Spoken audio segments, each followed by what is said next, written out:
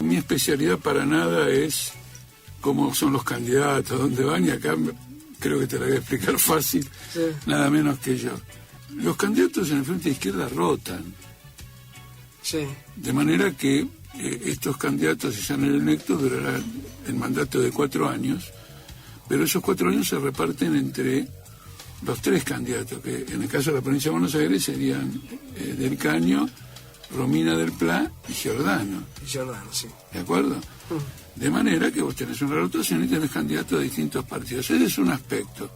El otro aspecto es que dentro de 2 años hay elecciones parlamentarias de nuevo. Y de todos modos, si Néstor Pitrolo hubiera sido el candidato número 1, en 2 años se iba a tener que dejar. O 18, bueno, no sé, 19 meses, 18, sí. 20, ese detalle no lo conozco. ¿Por qué hubiera tenido que dejar? Para rotar. Como todo el mundo rota, hay un momento en que no es diputado. Y luego puede volver a ser diputado, porque en la elección siguiente se vuelve a repetir el esquema de presentar candidatos de los 3 partidos que rotan en el curso del mandato en distintas proporciones. Pero con esta inestabilidad que hay en Argentina, uno puede saber que en 2 años va a seguir el FIT, va a seguir... No, eso es independiente, quiero decir, la izquierda y menos el Frente de Izquierda y de los Trabajadores, menos que nadie debe atarse a un cronograma electoral. Nosotros luchamos porque lo gobiernen los trabajadores lo más rápidamente posible, de modo que no estamos atados a un cronograma electoral. Estos son procedimientos políticos para que el Frente de Izquierda esté presente políticamente en la campaña electoral y en los resultados positivos de la campaña electoral en una forma equivalente. Claro. No, esta pregunta en realidad es, en general, la gente que hace estas preguntas son la gente que ha seguido la interna del FIT, ¿no? Es decir, hubo una interna muy fuerte en donde se decía que no estaba, un gran sector opinaba que no estaba bien que alguien que había sido secretario, diputado en Mendoza, de repente viniera a la provincia de Buenos Aires como Nicolás del Caño, y eso fue un fuerte debate que lo tuvieron ustedes, sí, ahí adentro. Entonces, por eso viene la pregunta, dice, bueno, ¿cómo se es decir, el debate que fue que el Partido Obrero, bueno, concedió y dijo, bueno, está bien, encabecen ustedes y listo, una cosa así, en pos de la unidad y de... No es un problema, no es una cuestión de poder unir. Acá hay un problema político muy importante. La única fuerza antagónica al Estado capitalista y de los gobiernos patronales es el Frente de Izquierda. Vos no podés romper el Frente de Izquierda salvo que vos demuestres que ha dejado de cumplir una función positiva en la organización de la clase obrera como alternativa política. No sé, vos podés discrepar que vaya esto o lo otro, pero no vas a poder romper porque, a ver si nos entendemos, eso es el electoralismo de los demás. Ahora está Cristina Kirchner, creo que en un lugar que se llama Patria, el Instituto Patria, repartiendo las cartas, y eso se transforma incluso en ellos, eso se transforma en un fin en sí mismo, pero incluso en ellos tampoco, porque también tienen que tener una previsión política. El que no tiene una previsión política se quiebra. Te doy un ejemplo, mira a esta primera ministra Thatcher, convocó elecciones para reforzar su posición política, y probablemente ahora los resultados de las elecciones la hundan.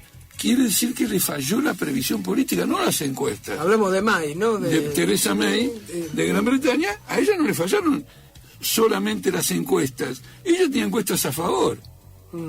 Y terminó en contra. ¿Por qué? Porque no tuvo previsión política. Y en cambio el Partido Laborista sí que la tuvo, porque acusado de ser trotskista, extremista y todo lo demás, cuando se convocaron las elecciones, presentó un programa, que siendo un programa de tipo reformista, etcétera, para sus adversarios, eso era el extremismo. E inmediatamente que presentó el programa, nacionalizando los transportes, los ferrocarriles, la electricidad, aumentar el salario mínimo, cortó a la mitad la diferencia con ella. Es una previsión política. Nosotros tenemos que ofrecerle a los trabajadores en todas las circunstancias una salida política. Y para estas elecciones, esa salida política no es otra que el Frente de Izquierda. No se puede romper porque este se pasó a un lado, el otro se pasó al otro, con independencia de la naturaleza política de esa operación, porque fíjate, si vos haces una campaña contra la casta política que busca posicionarse, andar cambiando de distritos es propio de una casta política. Hay una incoherencia en el planteo, ¿se entiende o no? Bueno, acá no, hay una incoherencia. Lo anotamos como una incoherencia, veremos qué significa, pero no puede ser el motivo de una ruptura, porque nosotros estamos mirando al futuro de la clase obrera. Mira, a mí lo que me interesa es esto, porque esto es importante. Lo ocurrido, acá hay 2 hechos, quizás hasta 3. Acá hay 3 hechos que, en mi opinión, enteramente en mi opinión, caracterizan la nueva etapa del movimiento popular. La huelga de mujeres. ¿Por qué la caracterizo? Porque es una iniciativa de abajo y es una iniciativa de un sector muy vinculado al pueblo, etcétera, pero no es una iniciativa de una federación de mujeres, de una, ¿se entiende o no? Es un impulso de abajo, primero. El 500.000 que llenó, mucho más que la Plaza de Mayo, contra el 2x1, y la huelga de los choferes de Córdoba, que es una irrupción de abajo. Delegados que dicen, no quiero estos convenios pejotistas, burocráticos, macristas. El Frente de Izquierda tiene que reclutar ahí en esa perspectiva, porque la perspectiva es una rebelión. Estos son síntomas de una rebelión. Bueno, ustedes tienen fuerza ahí en la huelga que hay en estos momentos en Córdoba, inclusive hay mujeres que son delegadas, que son miembros... Bueno, pero inclusive de nuestro partido, claro. Yo las he visto y las conozco, pero inclusive de nuestro partido significa que podemos darle forma a una irrupción de abajo.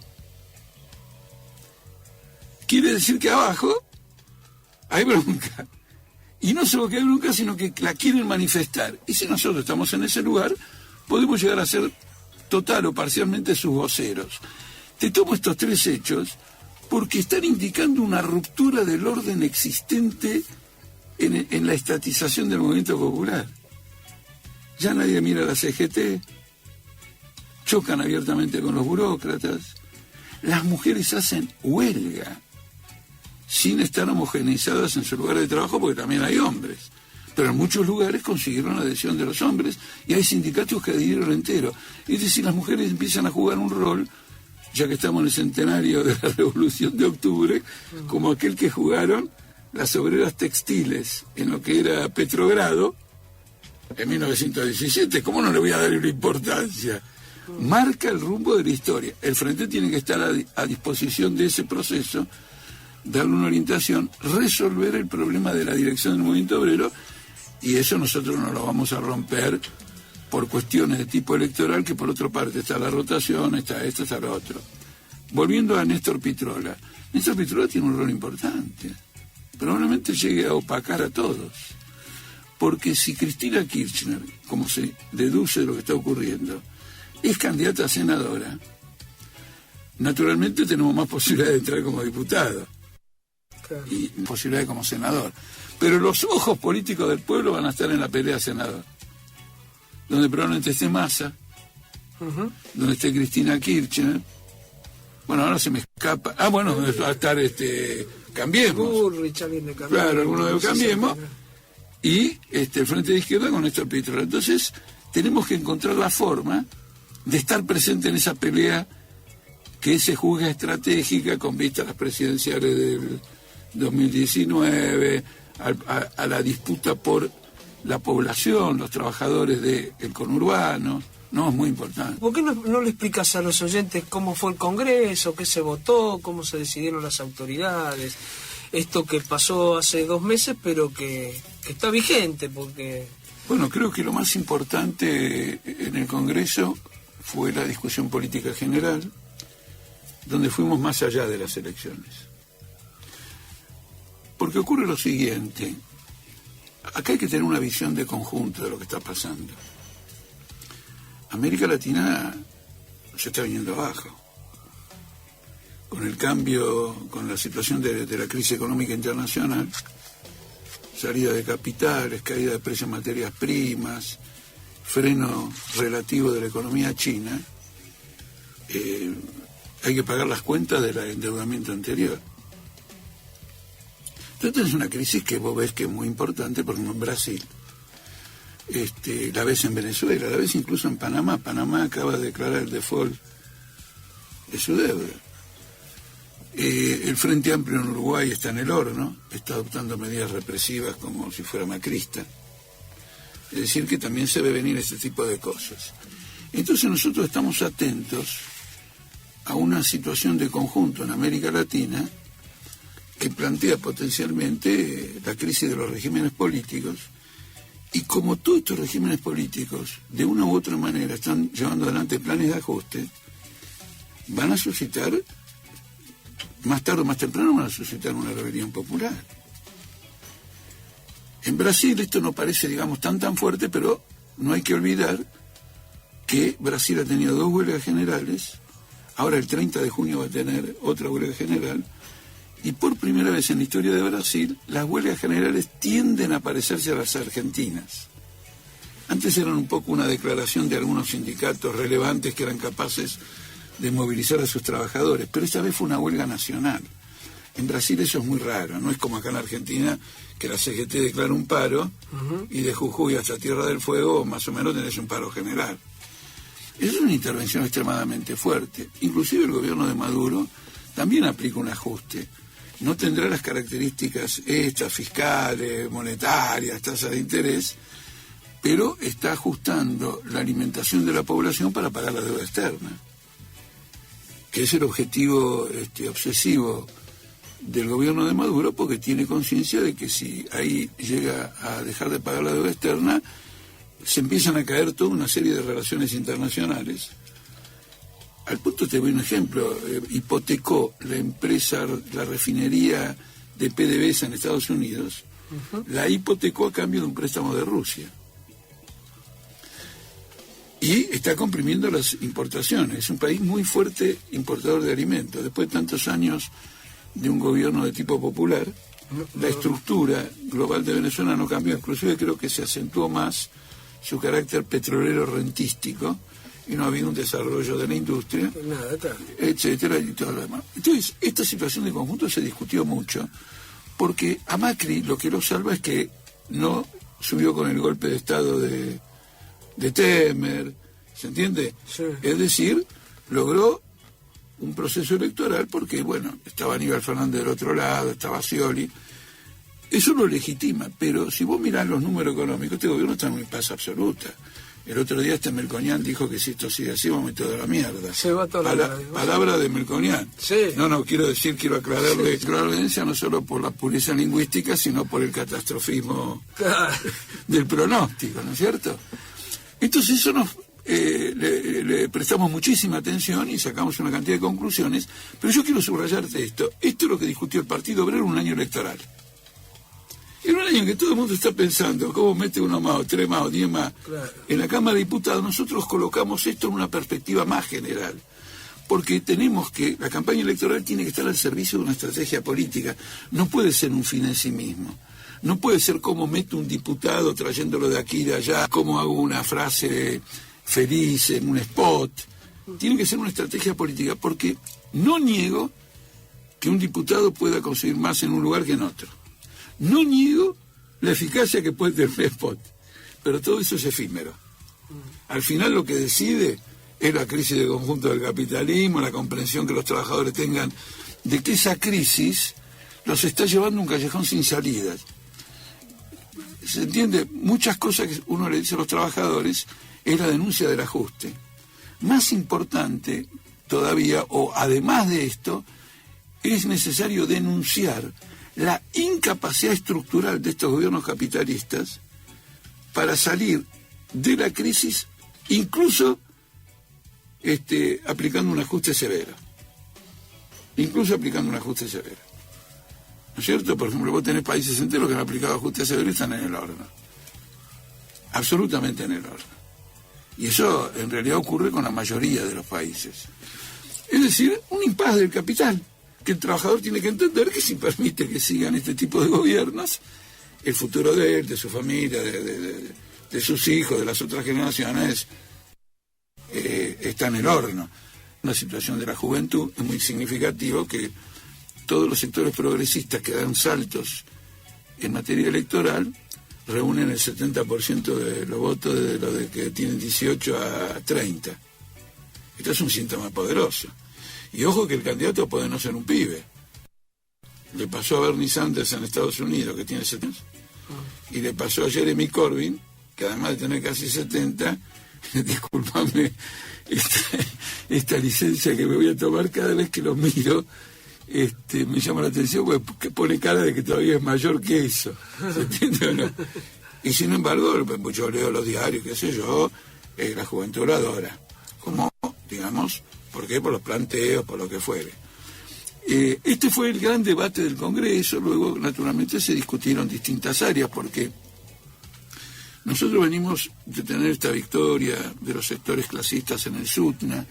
El otro día una victoria muy importante en la universidad, porque tuvimos la lista que promovimos nosotros obtuvo el 75% de los votos entre los docentes.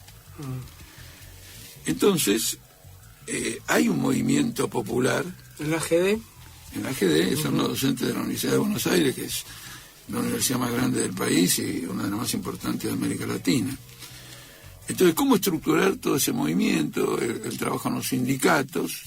Es decir, seguimos con el método de la lucha de clases, no hemos adoptado ningún posmodernismo, en el sentido de que nos podamos saltear la lucha por una eficacia mediática, que es lo que está circulando ahora, ¿no? Todo el programa sería mediático.